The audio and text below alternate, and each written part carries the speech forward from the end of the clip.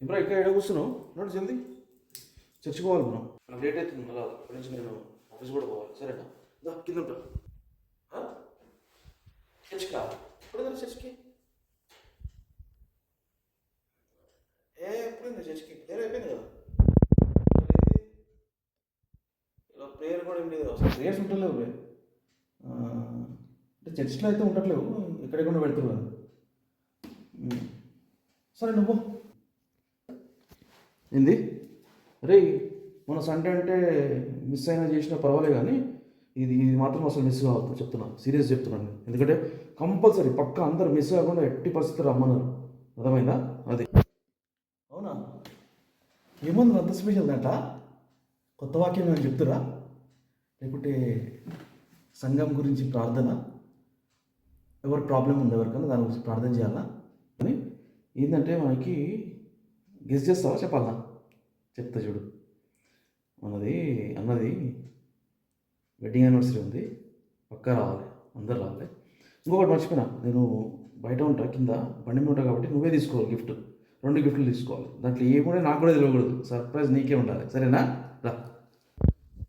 ఏంది గిఫ్టా? ఏమన్నా గుర్తుపడుతున్నావు గిఫ్ట్ అని?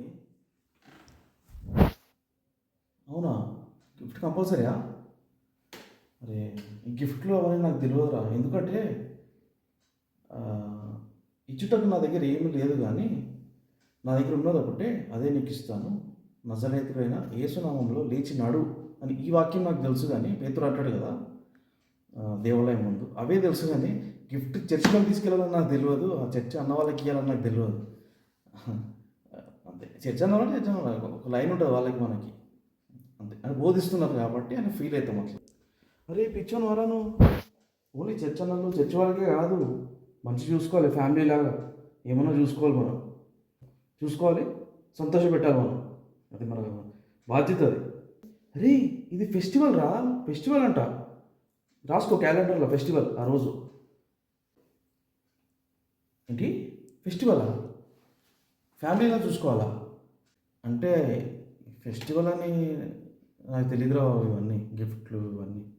30 సంవత్సరాల నుంచి తెలిసింది ఒకటే, ఆన్లైన్ ప్రేయర్కి రండి, బైబిల్ స్టడీకి రండి, గృహపడికి ఉంది రండి, ఆరాధనకి టైంకి రండి, సిలువ ధ్యానానికి రండి.